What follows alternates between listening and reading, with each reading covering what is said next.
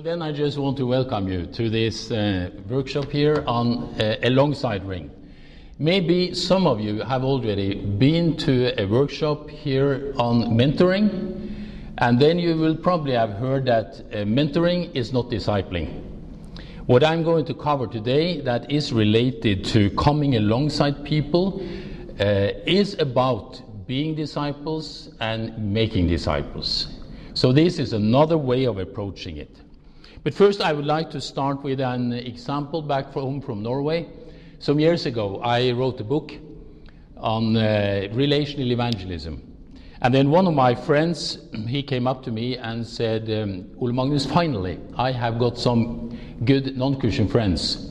And he was a kind of person who was very active in church work.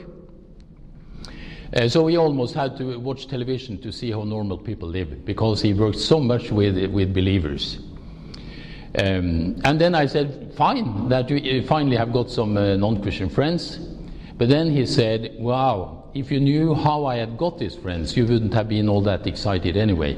Because all of them used to be very involved, committed youth leaders when they were in their late 20s and in their late teens and into their 20s. None of them, he said, call themselves believers anymore, eager in their teens and early 20s, but then they were moving, then they got into demanding jobs, then they married. I mean, just life caved in on them with all its good parts. But something happened with their faith. So I asked him, what were the reasons these friends had? And then he said three things. And since I recognize that from other situations also, I think it's worth starting with them here. Number one, he said, was that when we were deeply involved as teenagers and young adults serving others, we got some good affirmation from pastors and others, but the affirmation we got was basically on what we did. Very little on who we were. So we ended up to think that our identity was about what we were doing. Very little affirmation of who we were in Christ and who we were as individuals. And that made us confused when we came into the next phases of life where we were not so active. And the second thing he said was that as we served people so eagerly, we ended up, in a way, thinking about Jesus as our employer, not so much as a friend. And the third thing he said was that we were far too much on our own. We didn't really have adult people around us who took interest in our lives, who asked us how we were doing. So we had to try to sort out our questions, issues, struggles much on our own. And I think from this example, we see, as long as we want to be disciples and make disciples, there are at least three things coming out of this example.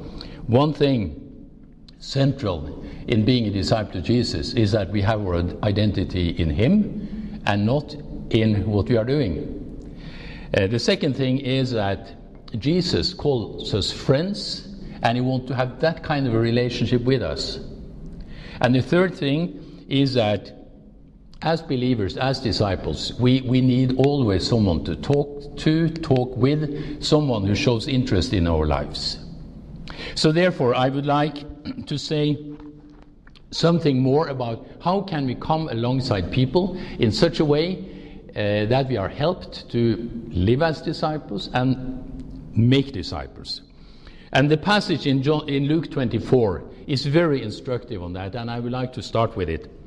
Because in this chapter we read about the two disciples who were on their way to Emmaus. Jesus is resurrected, it's a great day, but they are confused. And we read there in Luke 24 that they were on their way back to Emmaus, And then it says, Jesus himself came up and walked along with them, but they were kept from recognizing him. So what happened there was that Jesus quietly came up and started to walk with them.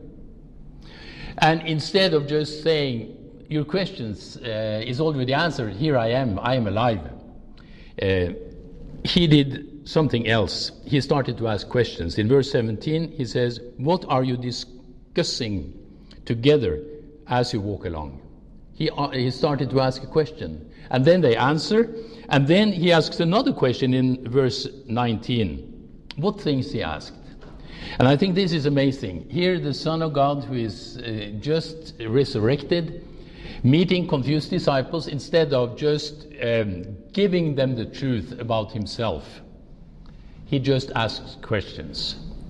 So the first thing about an alongsider, as we see in the life of Jesus, is that he came along people, he walked with them, he asked questions, he drew them out, and he even went with them to their home and stayed with them there. So that's the first thing: listen, ask, follow people, be available. But the second thing Jesus did that was also very important, we see that in verse 25. He opened the scriptures with them.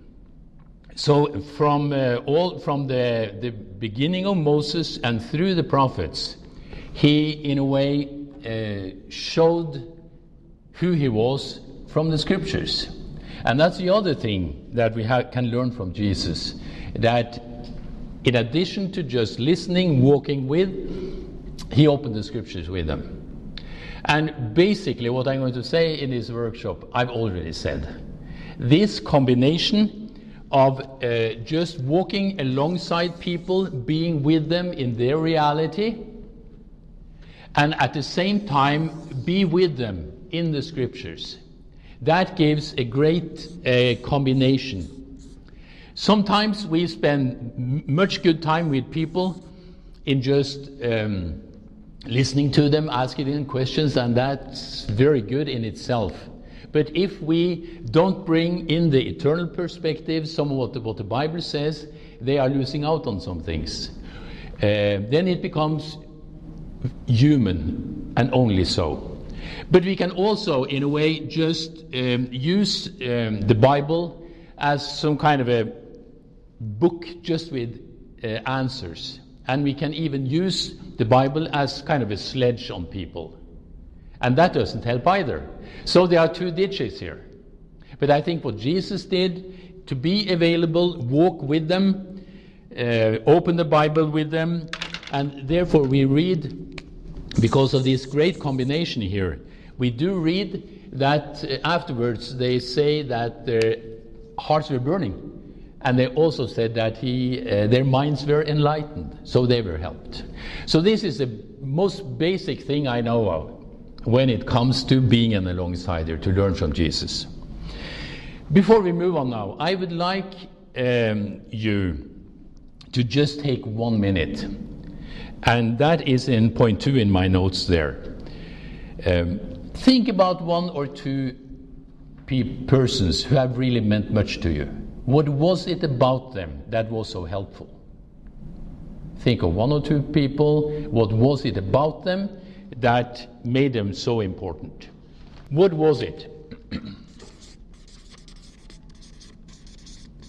Could you just mention some words, key words? What was it about them that made them important? Cared. They cared about me. They cared about you. They listened. They shared sorrow and happiness. Yeah, so they were very honest. They shared both joys and sorrows, the good things and the hard things. They understand. Yeah, they really was there to understand you. So that means that they both listened and they really understood what happened inside you. Are there other things? Took time to be with me. Time. That's very basic, isn't it? And that's what Jesus did in this passage also. He took the time to walk with them, and he even changed his plans, because he was going there, they were going there, and he changed his plan to be with them, have more time with them. Is there another thing we would think of? They learned from that. That was kind of the effect of this. So then obviously it was something about the persons you think of that were able to communicate things in such a way that you understood it. So they were good. They were good communicators. You understood what you talked about. Is there one or more?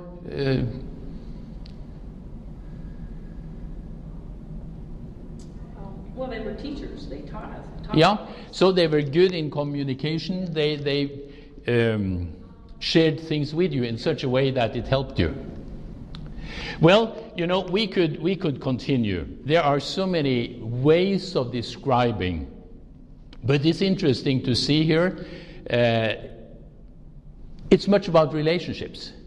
It's about caring. It's about listening. It's about taking time.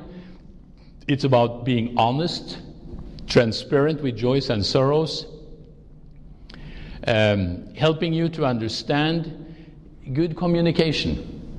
And what encourages me when I hear the words you say is that you don't need a higher education to get this. This is about life. This is about the realities of being a person, and therefore it is important to see that this is something all of us can be and all of us can do. All of us can be alongsiders for someone, but we will be it for in different ways for different people. But it is learning from Jesus how he walked with them. I would like to say something now about the life of a disciple. Because if alongside ring is about helping one another to be disciples and make disciples, it's good for us to know what is a disciple. And first to say that the New Testament is not very precise in describing what is a disciple. We already find that new believers, brand new believers, were called disciples. But in John chapter 15, verse 1 through 17, is one of the best packed passages on what is a disciple. That's the beautiful story about the vine and the branches. And one of the key words in John 15 is the word abide. I think it's used 11 times, meno. And Jesus says, abide in my love, abide in my word, abide in me. He talks about to live in the Word, the Scriptures.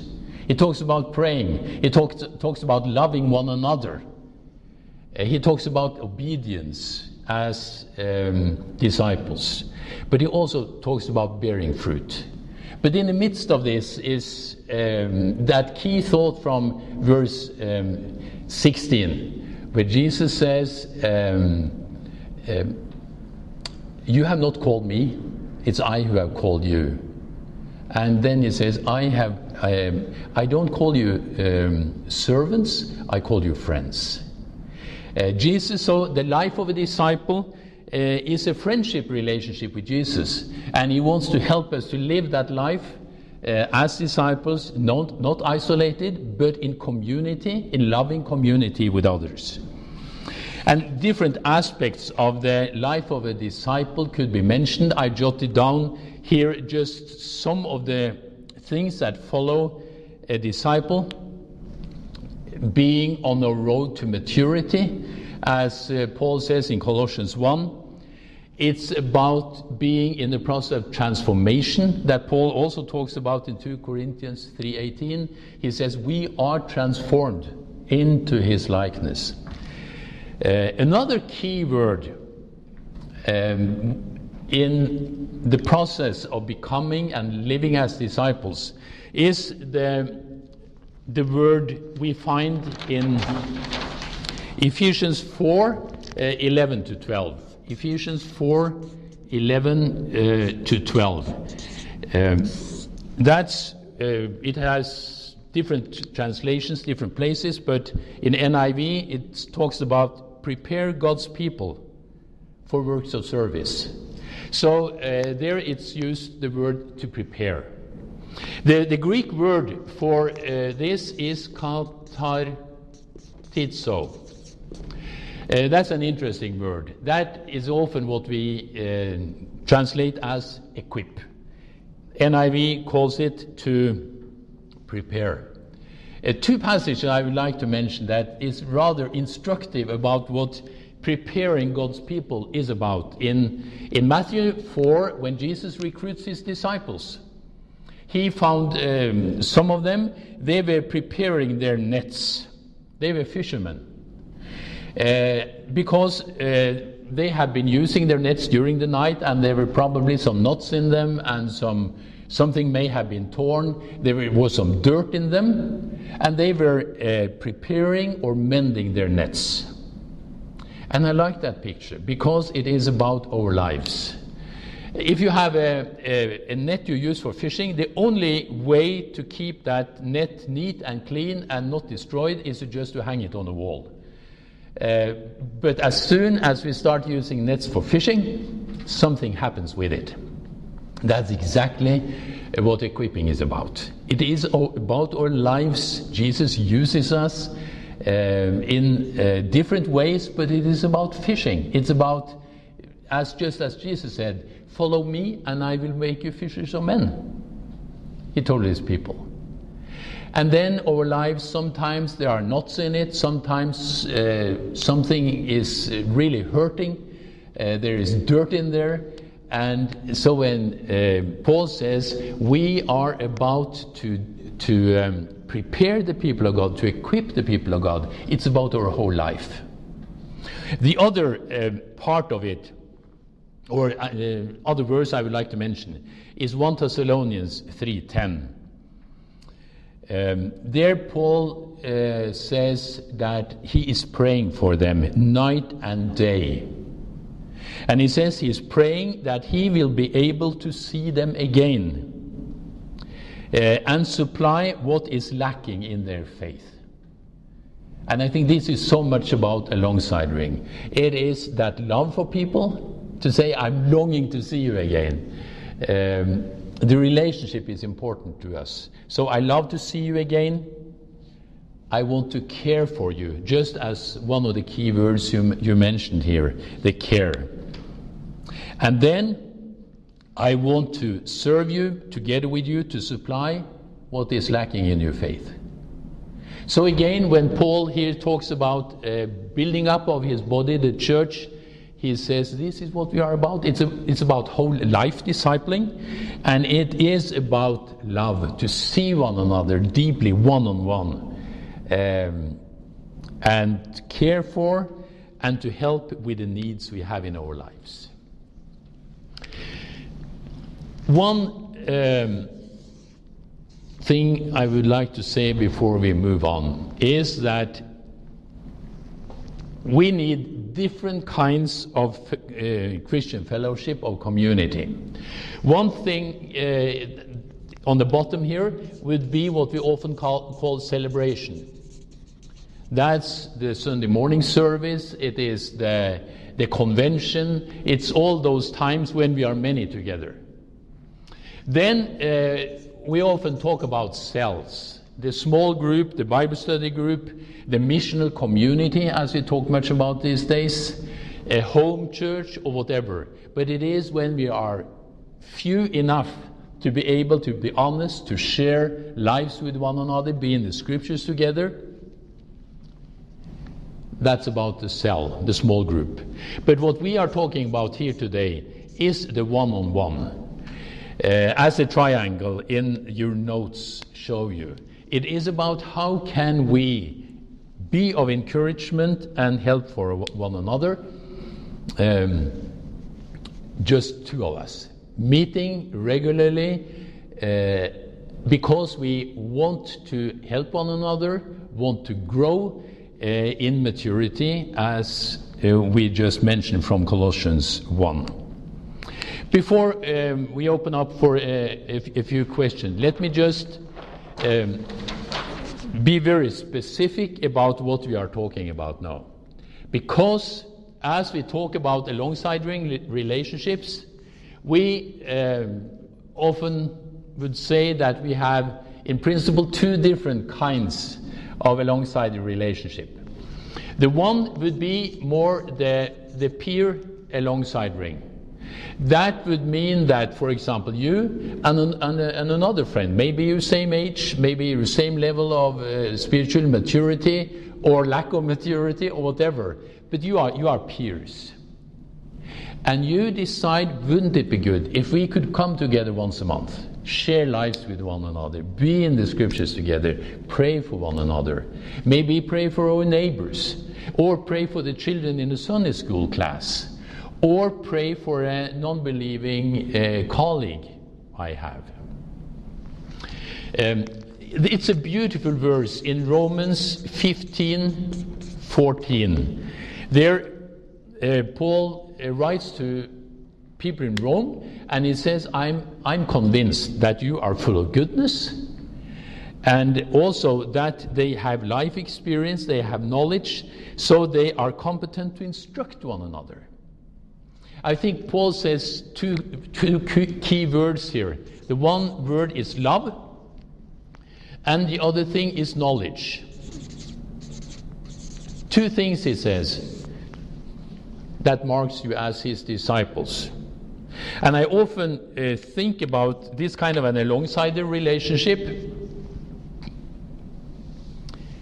as a framing, a safe place where love and knowledge can live together, so that we can love one another into a deeper life of a disciple, but where we also can help one another, instruct one another, because both of us have experiences from our lives.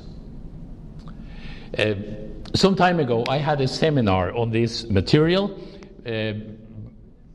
back in Norway, and we had 10 hours together, so we had plenty of time to talk about this. And when it ended on Saturday, one of them came up to me and said, "Wow, I wish I had this kind of a friend here in this small community. I know many, but I don't really have one person I can really share my life with." And then I said, "Well, have you thought about anyone?" Yeah, she said, "I thought about one, and she also attended this seminar." So I said, "So why don't you go ask her?"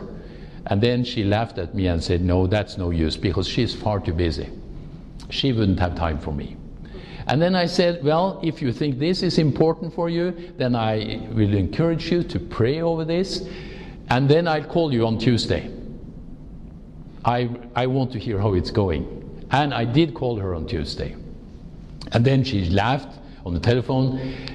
So I asked why she laughed, and then she said, "On Sunday, the following the day of the seminar, I went to this woman I mentioned to you and said, I have such a need for a good friend with whom I can share my life honestly, be in the Word together, pray together. And I thought about you. But you're so busy, so I haven't dared to ask you." And then this other woman looked at me and started to laugh and say, "What's you saying? I have for a long time wanted to have a close friend. I thought about you, but you are so busy. So I didn't think there was a reason to ask." That's 7 years ago. These two women, busy women, in demanding jobs, in family, in church life, for 7 years they had just met in this kind of a peer relationship to encourage one another, to help one to feel loved and to learn from one another. So that's one dimension, the peer dimension. And then the second dimension would be the older, younger kind of relationship. That would be when we have someone a little more mature who has walked with Christ a little longer, can be of help for someone who is younger in the Lord, younger of years, but anyway, in a younger person. 1 Thessalonians 2 talks much about that. It talks about how Paul, when he was with his friends there in Thessalonica, he talks about himself just like a mother, loving them, these young believers. Also, he talks about how he was like a father to them, being with them, encouraging them, urging them, just so that they could grow in Christ and in maturity. Many young people today are longing for this kind of relationship, as it is described here in 1 Thessalonians 2, 7 through 11. Let me just use an example. 28 years ago, I was sitting, we were having church coffee in our church, and on the other side of the table was a young man, and he had just become a youth worker in our church. I was very thankful to him because he was of great help to our oldest son, who at that time really struggled with his faith because he was systematically mocked in school because he was a believer. So I just looked over the table and said, "Thank you so much for what you are doing for our son." And he said, "Oh, that's great. We play soccer together and we talk about Jesus and we read the Bible," and I tried to encourage him. And I said, "Thank you." But then I also said, "But you are working hard on this. Don't you ever get tired?" And he said, "Of course I get tired. And then I have many questions, so many things I just don't know what to do with." And then instead of having some kind of a professional tone or pretending something, I just said, "Well, thank you anyway. And I understand that you have some questions. If you would like to come over to our home next Sunday, we are at home, we could just have an evening meal together." And he said, "Is that possible?" And because he knew I was traveling much and busy, and he said, "Of course it is." So he came to our home, we had the evening meal together, and we talked about life. We opened the Bible together, and we had some good time. That's exactly 28 years ago. And we have continued to do that ever since. Wow. For some time after this, he started to study, and then he worked as staff in the Navigators for 9 years, had a very significant role in building up our student ministry, and now he is my pastor. He is my senior pastor. And this just is an example. This is a relationship that just started with between two people, 20 years of age difference. I think I was more in the giving role in the beginning. No, it is even so much of a peer relationship. We were together 4 days ago again. And we will keep meeting, because we have experienced the blessing of just sharing lives together. So this is what we are talking about now. We can be alongside of one another, both in this peer kind of relationship, but also the older, younger. And obviously there is a difference between those two kinds of alongside the relationship, because here we are in kind of the same phase of life, and we would normally share the time. Everyone, both of us would have time to share, listen, learn. In this relationship, we would, as more mature believers, really focus on what are the questions, the issues that the younger person wants to talk about. But I learned one thing, and that is that young people are so interested in what we as more mature people learn in life. They want to know, what does it mean to be a disciple of Jesus when you are in your mid-60s, as I am now? Being married for 40 years, having 10 grandchildren, traveling a lot. being through some conflicts, some challenges, parts of life, they want to know, what does it mean to follow Jesus?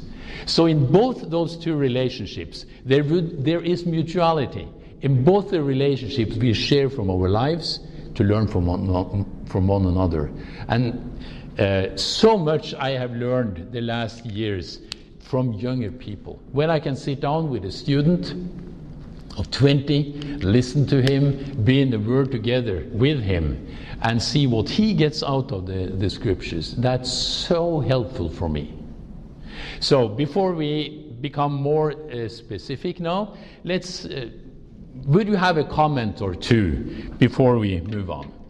Before we become really more specific on this now, I would just like to mention a couple of deeply motivating factors to be involved in this kind of ministry. The first thing is the way Jesus related to people.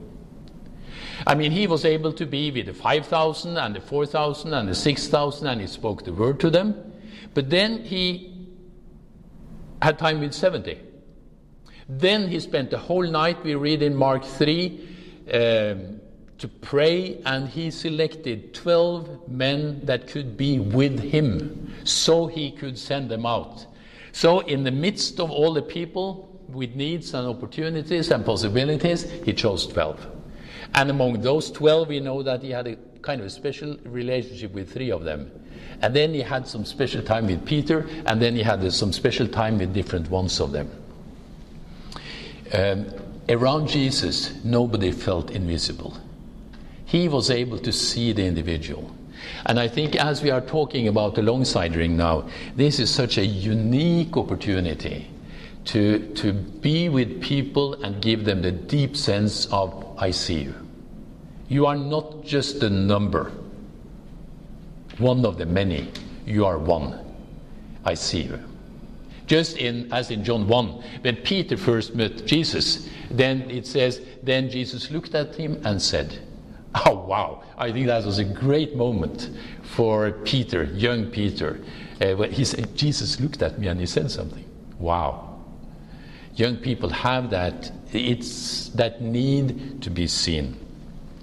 So, but there was also another aspect of Jesus' relationship to individuals, because he obviously thought in terms of multiplication.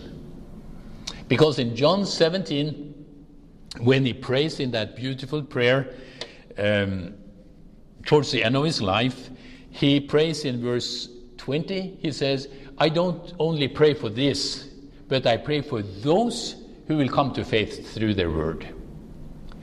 So Jesus, in faith, he saw the generations that would come through the people he had invested in. And I like to think that in that very moment, he prayed for us who are here today, because he was praying for those who would come to faith. And it amazes me, when Jesus had just his 3.5 years or whatever it was to build the church for the future, he in a way limited himself to work deeply with a few. And I think we have much to learn from that. Because Jesus had a vision to reach the many, he invested deeply in a few. I think that's something to be encouraged about. Paul, the Apostle Paul, did exactly the same. He saw the individuals, he thought about developing individuals, and in 1 Corinthians 4:15 through 17, it's an interesting passage, because he says, though you may have 10,000 instructors, you don't have many fathers. As a matter of fact, he said, you have only one, because I became your father. And I think Jesus obviously must be rather ironic there, because probably they didn't have 10,000 instructors. But I think what he says is, there are many who wants to preach at you. There are many who gladly climb the pulpit and say how you should live. But I have come alongside you, I have been with you, Timothy, I live this together with you. And he tells this to the friends in Corinth. And then it's interesting to say, therefore, because I have this parent relationship with you, therefore I send Timothy to you. That's strange. Since he had that close relationship, I say, therefore I send Timothy. But then he moves on to say, because Timothy teaches exactly the same things I do. So whether I come or Timothy come, doesn't matter. We think the same, we live the same, etc., etc. So this is just a glimpse of how Paul had invested in the life of a younger man, Timothy, that he could now send. So then he had doubled his influence. And there are so many examples, again, how Paul deeply believed in multiplication. In 2 Timothy 2:2, he says, what you have heard from me, Timothy, just pass it on to others. That obviously happened in a group setting, but pass it on to others who can pass it on to others again. So it was a chain, he saw, this chain of multiplication. As we can develop, train, see people mature, and pass on the good news to others. So the first very motivational thing is that both Jesus and Paul obviously believed this importance of the individual, and they lived it. The second very motivational or important factor in this, it's also in your notes, but it's kind of small. So I draw it here. In Proverbs 4:23, Solomon, Proverbs 4:23, Solomon talks about guarding our hearts. And he says, because it is a wellspring of your life. That means we are living life on different arenas. We are in our families, we are in work, we play soccer maybe, we are involved in culture, in the cultural life. So we live our life in different arenas. But what Solomon really says here is that what happens on the different life arenas is just an outworking of what happens in your heart. Therefore, he says, take good care of your heart. And I know no other way where we can help one another to take care of our hearts, our inner life, as in a one-on-one relationship. Because there we can share honestly. There we can be in the scriptures together, learn together, and in that way help one another to take care of our hearts. Because Hebrews 3:12-14 is very realistic. It talks about the sinfulness in our heart that may deceive us. And then it says, therefore encourage one another daily. Wow, daily.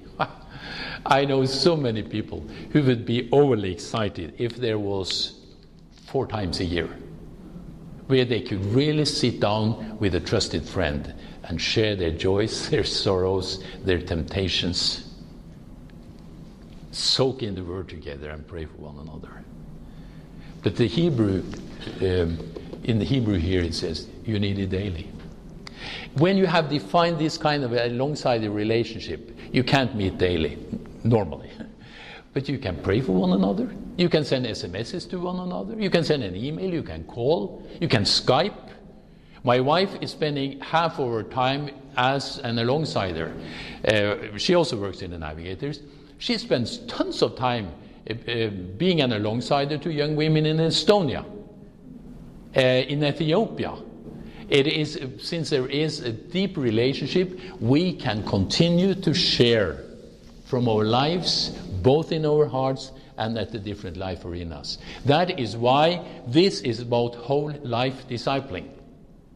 It is, and in that way, also different from mentoring, where it often would be more specific on certain things. Here we really care for the whole person.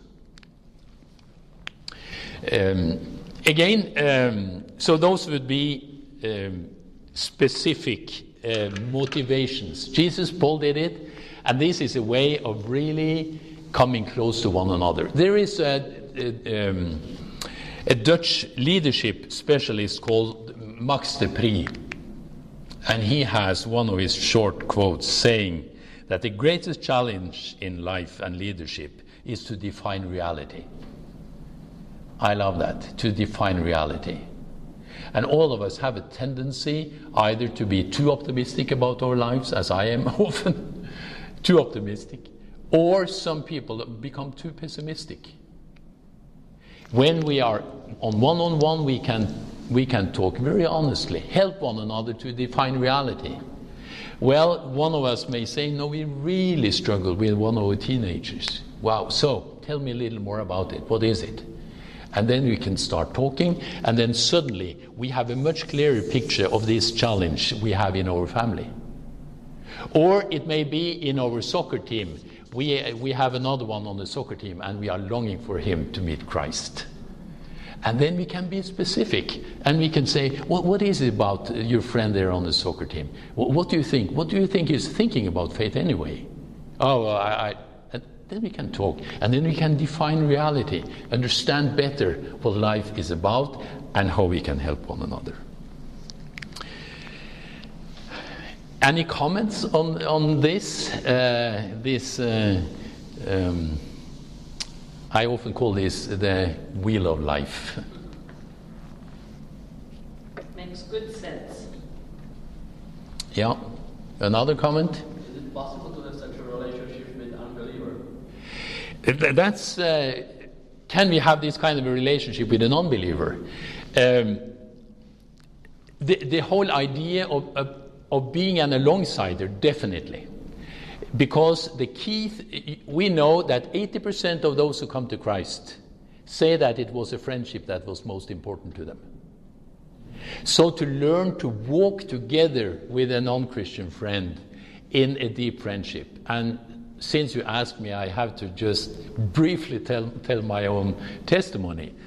Because I grew up in a Christian home. When I came to Oslo to start to study veterinary medicine, I just forgot about it and did not count myself as a believer. Then, after 2.5 years of studies, we were out to celebrate an exam. We got drunk in that restaurant, and we were thrown out of the restaurant. We came out, and I decided to cross the street, and I didn't look neither right nor left, and I was hit by a taxi.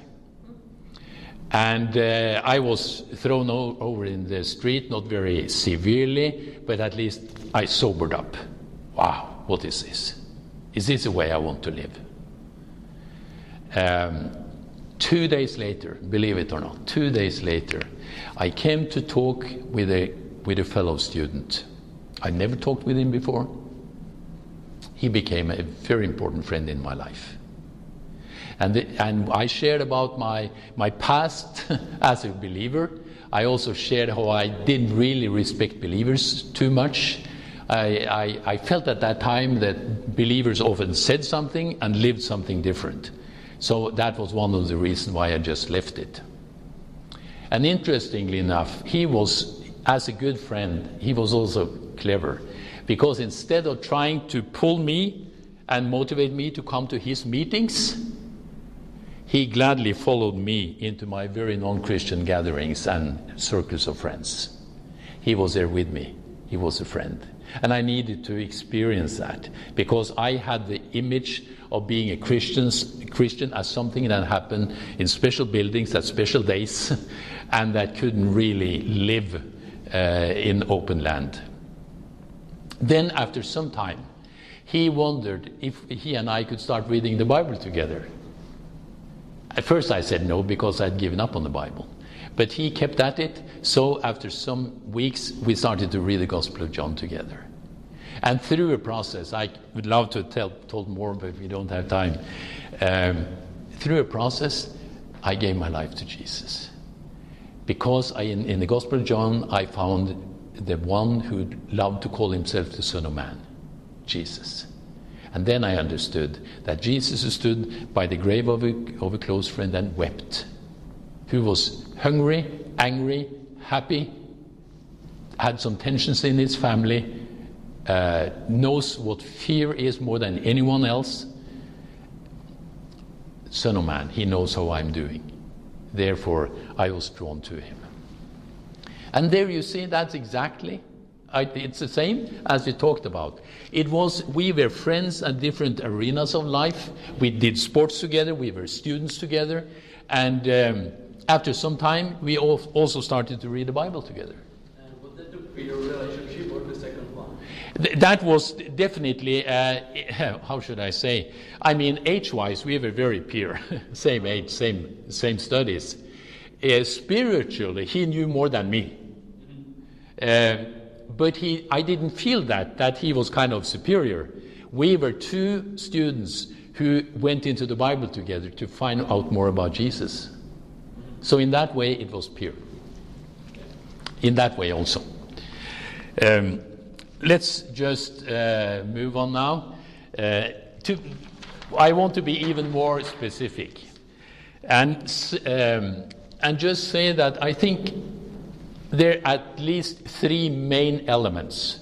Let's say that I have made an agreement with a younger leader in Norway. I have quite a few that kind of relationships with younger leaders in Norway, in the Navigators, but also in other organizations. So let's say we have decided to have 1.5 hours together. Then I would always say there are three key elements of how you spend that time. The first element is an update. What has happened in our lives since last time? Last time you shared that there were really some struggles in the organization you lead. Well, how is that going? And I could share that, last time I was just preparing for the travel. I was very nervous, and here is what happened. Thank you for praying for me. So we update one another. And remember that life of wheel again, God is interested in every single piece of our lives. It's nothing holy and something secular. Everything is holy in God's eyes. Therefore, it is nothing that is uninteresting in our relationship. The second element would be that we spend time in the Word and prayer. We just read the Bible together. Sometimes we decide to do a Bible study together. Sometimes it can just be that we share from our quiet time, since some good thoughts from last time we were together. But I love just to read the Bible together. Very simple. Let's say we, as with one pastor in Norway, when I had that relationship with him, because he asked me, he came to New Church and he said, I need someone to talk to. This is a big change. So we started to read 2 Corinthians. We just prayed briefly. God, please open the words to us. Then we just read the one chapter, loud, half each. And then we took 15 minutes just to reflect on the scriptures, that chapter. And then we shared. We just shared. And the richness of just being in the Word together, as we are talking about now, can't be highly enough evaluated. The Spirit is so able to use the Word to build in our lives, to help us with issues. And when we are faithfully in the Word together over a longer time, as we can be in this kind of relationship, something happens. James 1:22-25 is an interesting chapter, because there James talks about the scriptures as a mirror. He says, wow, this is what I look like. I'm the son of God. I'm a son. I'm valuable. I'm created by him. Wow, I'm really forgiven. I mean, here I see the true reality about myself. But then James goes on and say, don't forget what you saw. Because if you just run off and forget what you saw, you are deceiving yourself. And I don't think any of us has that as a high value, to deceive ourselves all the time. So he says, do it. apply it. And I think when we are in this kind of a committed relationship with one another, one-on-one, we can help to hold one another accountable. So next time, if the Lord spoke to us about something from that passage, we can say, how did it go? And that's the beauty of this kind of relationship. And I think that also helps us in the area with the scriptures between the times we are together, because all of us need to be self-feeders. We need to encourage one another to be able to feed on the scriptures ourselves, just as Jeremiah says in Jeremiah 15:16, I found your word and I ate it, and it was good to me. So this is an inspiration to that. And then the third and the last element is what we could call pass it on. I started to say that this kind of an alongside relationship is about helping one another to be disciples and to make disciples, because that was Jesus asked us about.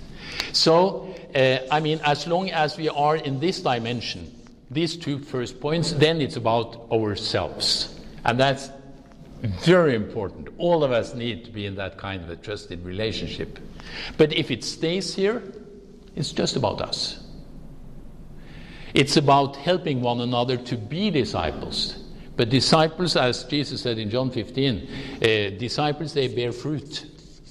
Therefore, it is this third element of helping one another, to equipping one another, encourage one another to stay in those important relationships. It is about passing it on. And of course, it's at least two different dimensions in which we pass it on. We could say it is about believers among Christians, and it's among not yet Christians. I listened to one here the other day, and he told about the community he lives in. I found it fascinating when he said, I'm thinking about what he will mean in this community when he becomes a believer. Wow. And we can encourage one another about that. So how can we encourage one another to serve among our non-Christian friends? We can pray for our non-Christian friends. We can help one another with our personal testimonies. I love the story in John 9. This blind man, suddenly Jesus heals him and saves him. And then neighbors, parents, Jews and Pharisees just bombard him with questions. And he said, I don't know. I can't answer. 3 times he says that in the chapter. But then he says, but one thing I know. One thing I know. I was blind, now I see.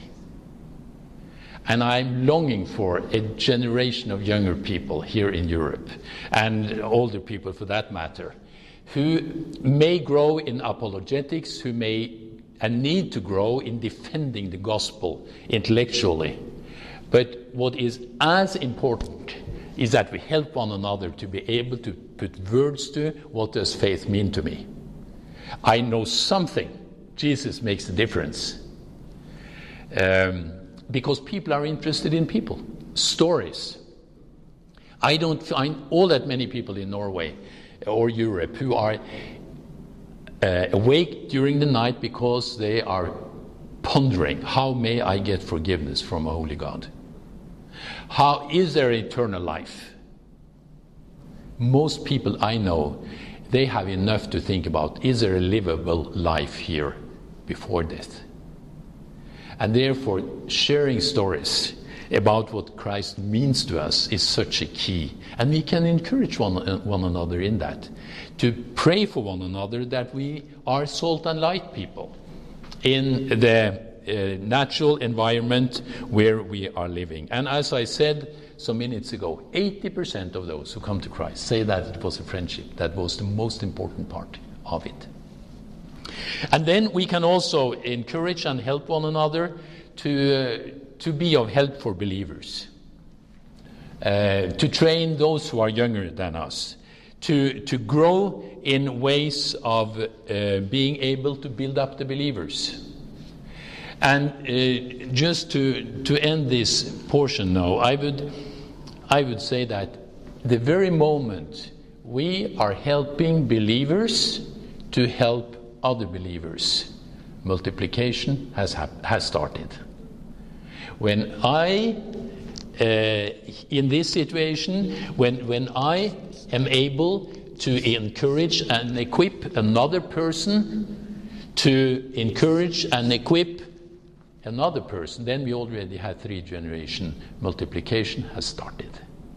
And that's exactly what Jesus prayed for. That's exactly what Paul talks about in 2 Timothy 2. Except for then he had the 4th generation. Paul, Timothy, others, and faithful. This is a fascinating way to give one another high value as believers. But it's also a way of seeing the world come to Christ through individuals. Therefore, this is about personalized disciple making. I have a few short things about how to do it, but before we do that, is there a comment or two to what we have shared here? Then I come back to your question. I haven't forgotten it. How can we start this kind of relationship? You see in my notes here, in the main point 9, there are a few hints. But I'm reminded about one thing, just to press your point even longer. Because we do have a tendency, when people come to Christ, that we take them into the warm community of the church and do the best we can for them. And often they become very active in our Christian in-house activities. The sad thing about it is that statistics show that it takes average 2 years from a person comes to Christ till he has lost his vital friendships with his former non-Christian friends. And then we do whatever we can, quite a hassle, to try to get people back in again and get some friends. That's what we could call kind of an extraction strategy, taking people out of their normal circle of friends. And that's extremely counterproductive. As we are talking about this now, we do encourage young believers and older believers, for that matter, to function in their natural network. What did Jesus do in John 4? After he had seen this woman come to Christ, what does he do? Sends her back. She goes back to her old friends because they knew her. They knew her life story. And now she has another story. And people listen to her because she is known by them. And this is a way we should help one another. And as we work with this in Europe, we just had a conference, Lausanne conference here in Europe 3 weeks ago. And I mean, it's crystal clear when it comes to winning people in Europe. It has to be relational, it has to be simple, and very hierarchical structures doesn't help people. We need to simplify. We need to come back to that little triangle. We need the celebration, we need the cell, and we need one-on-one. And we should be extremely critical towards all the other things that tends to heap on. Well, no, I have to come back to your question, but I just thought about this. Let's not try to disciple people outside their natural context of friends, because it's when they're in there, among their colleagues, among their friends, on the soccer team or whatever, in the neighborhood, that's where they are among their non-believing friends. Let's just skim through these last points on how this can happen. First point, it starts with prayer. Maybe some of you from this session would say, wow, wouldn't it be great to have such a friend?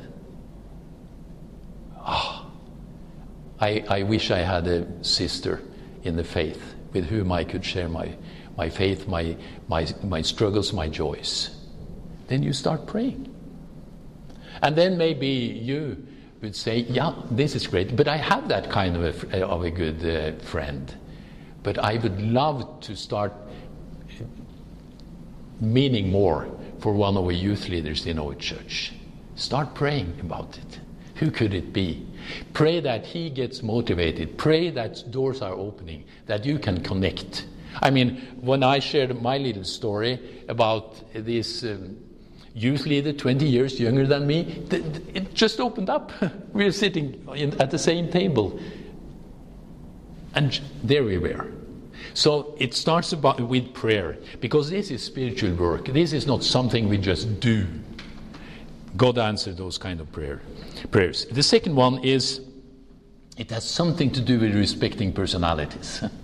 I mean, some people easily like one another, work together. It's easy to be open, to share. It's easy even to be challenged by some.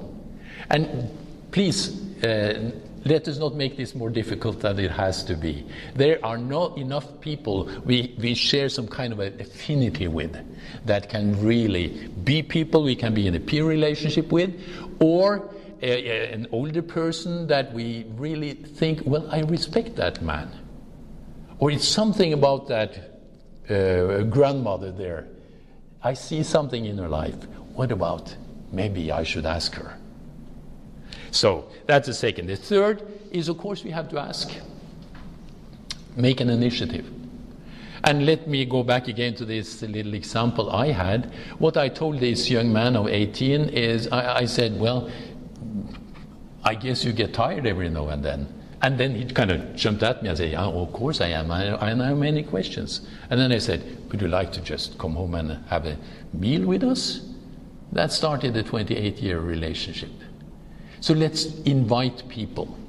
And I think when we work with this idea of building church somehow from the bottom up through strong relationships, alongside relationships, then after some time, there is something in the last part of these notes, but I think we leave that now. But I mean, then it becomes a culture. Then it becomes normal for people to ask. Sometimes I have felt the barrenness in my own life, and I would say to one of my same age, I would say, wow, it's much traveling now, and I feel kind of barren. I really need someone to read the Bible with and share life with. Could we do that for a period? Yeah, I say I have a need. Can we do something together? Then the next point is clear expectations. I mean, if we have set aside and said we will have 1.5 hours together, then it shouldn't be 3. We should respect one another. If this is what we have agreed on, some time to update, some time in word and prayer, and some time to think about other people, to make disciples, then we should do that. If we, after half a year, see that, oh, we are basically chatting about what happened since last time, and then we pray a short prayer as we are just about leaving, but we are forgetting about we are here to mean something to others, then we have to adjust it. So evaluate regularly. Confidentiality is absolute. This stays with us. And make a clear ending. So those would be, so those are a few hints at least to your question of how do we create this. My last point there is about how to create the culture.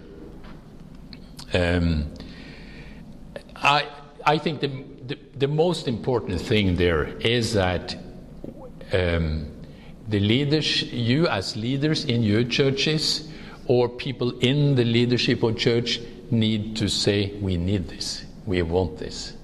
Often I start this process of having a seminar, as I had one place in Norway. We had a seminar over 10 hours. We had prayed that 10 people after that seminar will say, I want to grow in this.